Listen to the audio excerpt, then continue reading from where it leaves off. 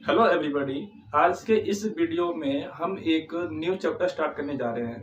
Chapter number 2 of geography.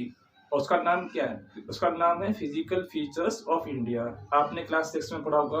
India के कई सारे फिजिकल फीचर्स हैं, जैसे कि northern mountains, northern plains, desert, Deccan plateau, है ना, कोस्टल एरियाज और आपके आइलैंड्स, है ना।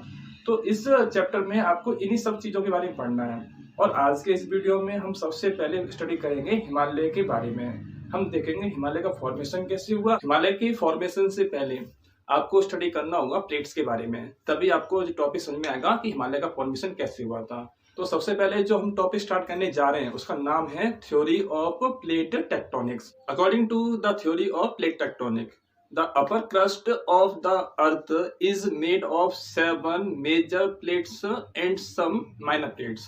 इस थ्योरी के अनुसार जो आपकी पृथ्वी की अपर क्रस्ट है वो 7 मेजर प्लेट से बनी हुई है एंड कुछ माइनर प्लेट से बनी हुई है। तो उनके नेम कौन कौन से हो सकते हैं? For example north American plate, south American plate and यहाँ पर Eurasian plate, Indo Australian plate and Pacific plate. ऐसे कुछ एग्जांपल हैं आपके मेजर प्लेट्स के। टेक्टोनिक प्लेट्स हमेशा मूव करती रहती हैं, लेकिन इनका मूवमेंट काफी स्लो होता है। इतना स्लो होता है कि हमको फील नहीं होता कि प्लेट मूव कर रही है या नहीं।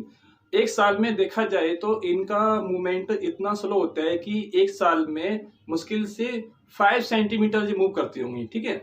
अब यहाँ पे क्वेश्चन आता है कि टेक्टोनिक प्लेट्स मूव क्यों करती हैं? तो टेक्टोनिक प्लेट्स के मूव करने का रीजन है मोल्टन मैग्मा। आपको मालूम है कि पृथ्वी की 3 लेयर्स है। सबसे ऊपर की लेयर का नाम क्या है? क्रस्ट। एंड सेकंड लेयर का नाम क्या है? मेंटल। एंड थर्ड का नाम क्या है? कोर। तो सेकंड लेयर जो है ना, मेंटल आपका सेमी लिक्विड फॉर्म में है। तो मैग्मा जो पृथ्वी के अंदर मूव करता रहता है, इसी वजह से आपकी प्लेट्स मूव करती रहती हैं। इसे आप एक एग्जाम्पल समझ सकते हैं। जैसे सपोज आपने घर में टी बनाई, ठीक है। तो चाय जब हम बनाते हैं तो पानी खोल जाता है। तो पानी जब खोल जाए ना, तो उस पानी के ऊपर आप एक छोटा सा कागज का पीस रख दीजिए, तो वो कागज आपको मूव करता हुआ दिखाई देगा। क्यों? पानी की मूवमेंट की वजह से। इसी तरह से पृथ्वी के अंदर जो मैग्मा है वो आपका एक सेमी लिक्विड फॉर्म में है एंड उनके ऊपर क्या है? मिट्टी की प्लेट्स हैं। ठीक है। तो इसी वजह से जो प्लेट्स उनके ऊपर हैं वो मूव करती रहती हैं, लेकिन इनका मूवमेंट काफी स्लो होता है। ठीक है।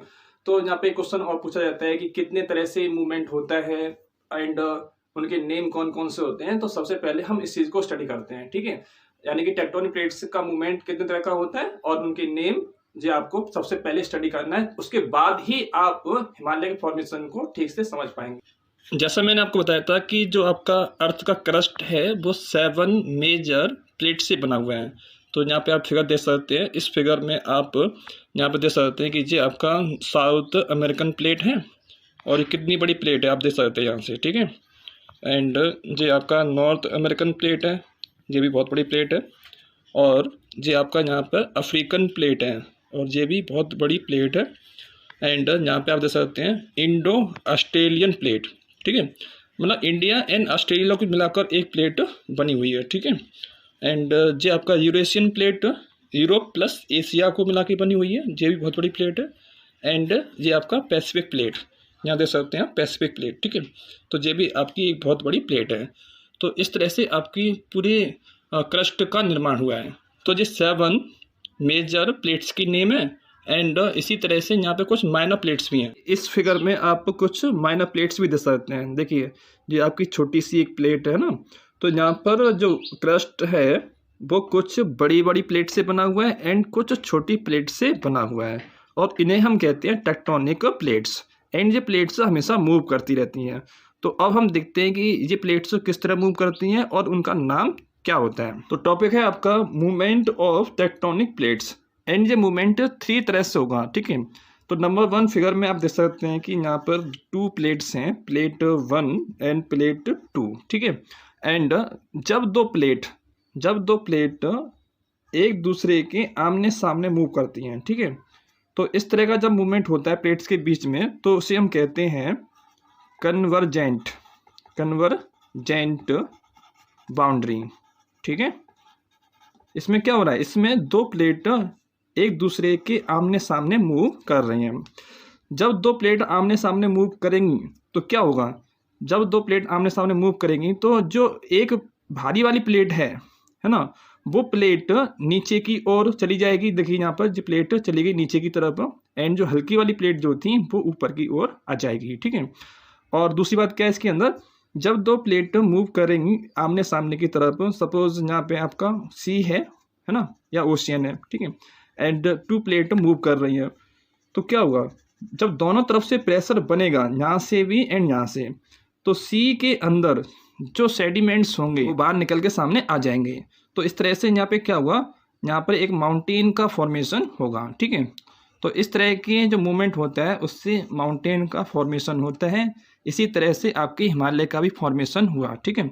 जब एक प्लेट एंड दूसरी प्लेट दोनों टकराएंगी आमने सामने, ठीक है, तो यहाँ पे एक समुद्र होगा, समुद्र के अंदर जो सेडिमेंट जमा होंगे वो बाहर निकल के खड़ा हो जाएगा एंड वही आपका हिमालय बन जाएगा। ठीक है।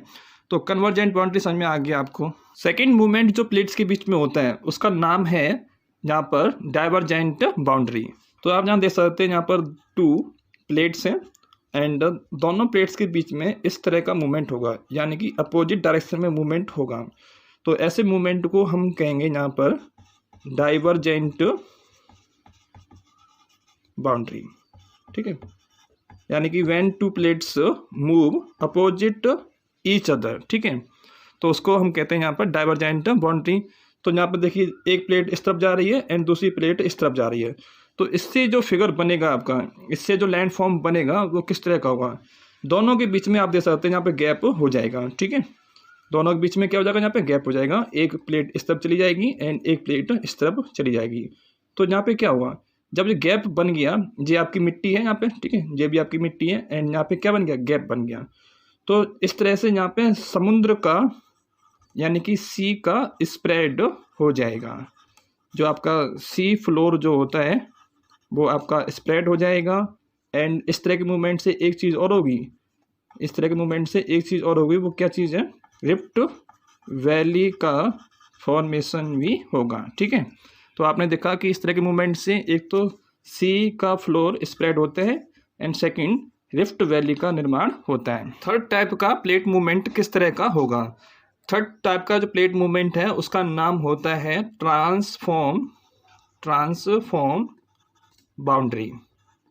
और इसमें किस तरह का मूवमेंट होता है, इसमें मूवमेंट होता है व्हेन टू प्लेट्स, ठीक है, plate 1 end plate 2 move horizontally. ठीक है। जब दो प्लेट हॉरिजेंटली मूव करती हैं, देखिए एक प्लेट इस तरह मूव करेगी एंड एक प्लेट इस तरह मूव करेगी, और इस तरह के मूवमेंट को हम कहेंगे ट्रांसफॉर्म बाउंड्री। ठीक है। तो इसमें हो क्या रहा है, इसमें एक प्लेट दूसरी प्लेट से रगड़ते हुए, यहाँ देखिए आप, यहाँ पर एक प्लेट दूसरी प्लेट से रगड़ते हुए मूव कर रही है।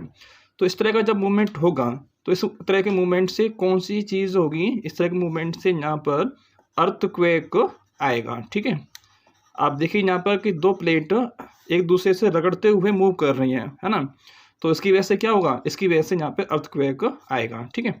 तो तीन तरह के आपने यहाँ पे प्लेट्स की मूवमेंट को स्टडी किया। ओके।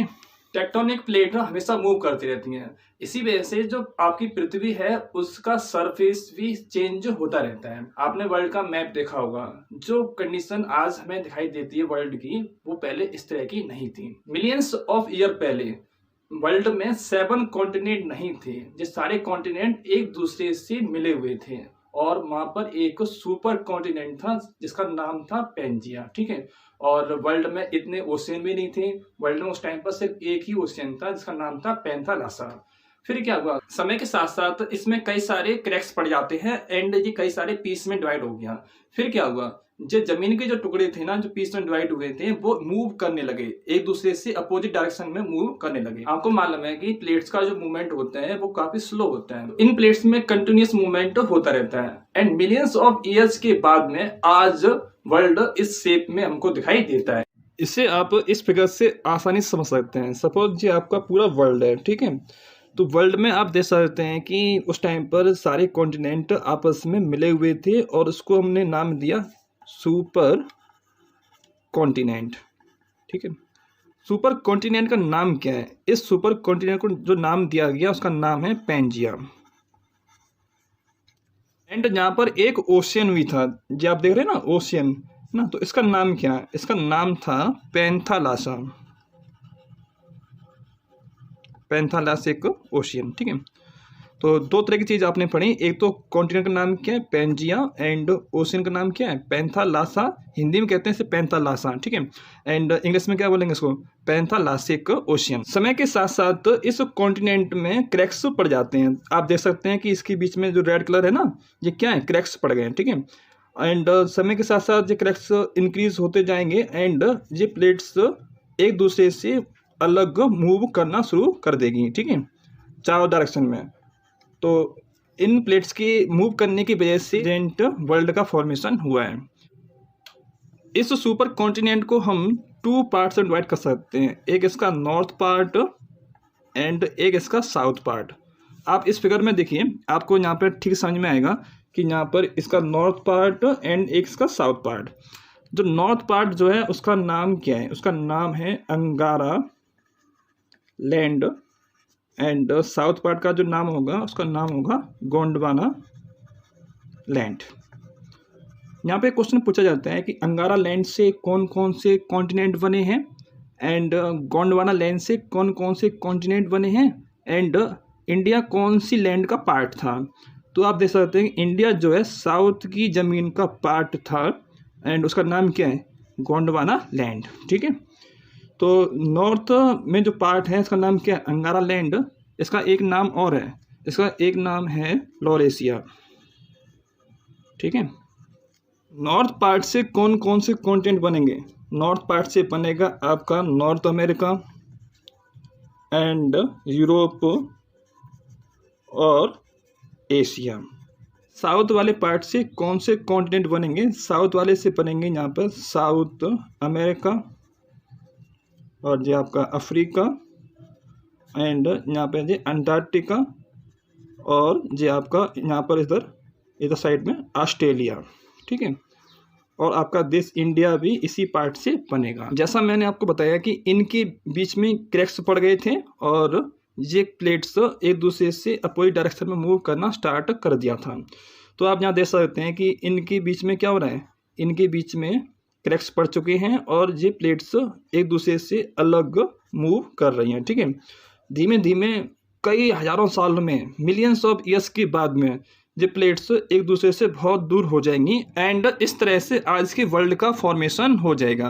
तो आप देख रहे हैं ना, जो आज का प्रेजेंट वर्ल्ड का जो शेप है वो शेप पहले इस तरह का नहीं था, जिस शेप प्लेट्स की मूवमेंट करने की वजह से हुआ। तो अब हमको स्टडी करना है कि आपके देश का फॉर्मेशन कैसे हुआ, इंडिया का, एंड हिमालय का फॉर्मेशन किस तरह से हुआ। इंडिया का फॉर्मेशन एंड हिमालय का फॉर्मेशन कैसे होता है, तो देखिए यहाँ पे 2 प्लेट्स थी, एक का नाम है यहाँ पर इंडो ऑस्ट्रेलियन प्लेट, यानी कि इंडिया एंड ऑस्ट्रेलिया की प्लेट, एंड एक प्लेट और थी यहाँ पर, इसका नाम था यूरेशियन प्लेट, यानी कि यूरोप प्लस एशिया की प्लेट।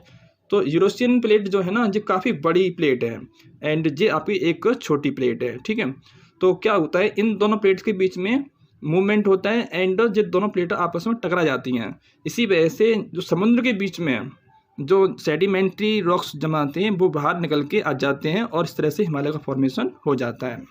आप इस फिगर में देख सकते हैं, आपको मालूम है कि इनकी प्लेट्स के बीच में क्या हो रहा है, मूवमेंट हो रहा है।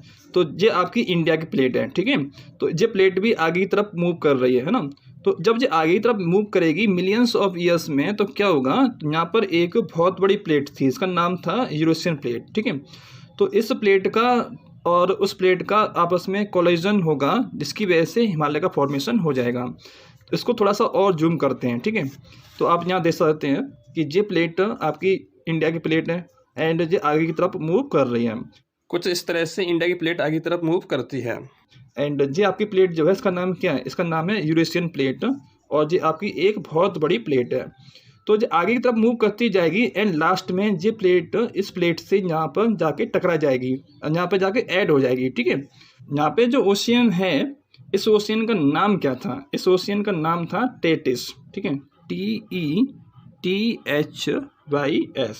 ठीक है, तो इस ओशियन में जो सेडिमेंट्री रॉक जमा थे, तो एक प्लेट आपकी ये है, एक प्लेट आपकी ये है, दोनों साइड में मूवमेंट हो रहा है और जो प्लेट एक दूसरे से कोलाइड कर जाती हैं। तो इसमें जो सेडिमेंट जमा थे वो बाहर निकल के आ जाएंगे और हिमालय का फॉर्मेशन हो जाएगा। इस फिगर में आप देख सकते हैं कि यहाँ पर आपकी Indian and Australian plate and ये आपकी यूरेशियन प्लेट, दोनों प्लेट के बीच में कोलाइजन हुआ एंड ये प्लेट इससे टकरा गई। ठीक है, तो यहाँ पर ओशियन जो था ना, यहाँ पे ओशियन जो था उसका नाम क्या था, टेटिस नाम था।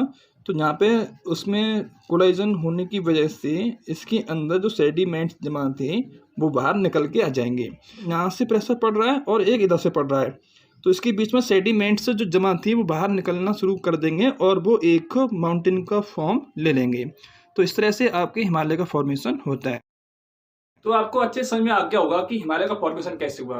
तो देखिए दोनों तरफ से प्लेट्स आ रही हैं, ठीक है, एंड बीच में क्या है, बीच में ओशियन है। तो दोनों तरफ से जब प्लेट आएंगी तो यहाँ से प्रेशर पड़ेगा, इधर से प्रेशर पड़ेगा, तो बीच में सेडिमेंट जो जमा है वो बाहर निकलना शुरू कर देंगे और वो एक माउंटेन का रूप ले लेंगे। इस तरह से फॉर्मेशन होगा आपके हिमालय का। तो आई होप आपको ये कंसेप्ट ठीक से समझ आ गया होगा। आज के इस वीडियो में आपने जाना कि किस तरह से प्लेट्स मूव करती हैं, प्लेट्स के कौन कौन से फॉर्म होते हैं एंड प्लेट की मूव करने का रीजन क्या है। फिर आपने जाना कि आपके देश में जो माउंटेन है हिमालय, उसका फॉर्मेशन कैसे हुआ। इंडिया का जो साउथ वाला जो पार्ट है ना, साउथ वाला पार्ट गोंडवाना लैंड का एक हिस्सा था, ठीक है, एंड अपर वाला जो पार्ट था वो पहले से यूरेशियन प्लेट का हिस्सा था, ठीक है। तो इंडिया में सबसे साउथ वाला जो पार्ट है ना, गोंडवाना लैंड का जो हिस्सा था वो सबसे ओल्डेस्ट पार्ट है। आप इस पॉइंट को भी याद रखेंगे। तो आज के इस वीडियो में सिर्फ इतना ही। आई होप आपको वीडियो ठीक से समझ में आ गया होगा। Thank you.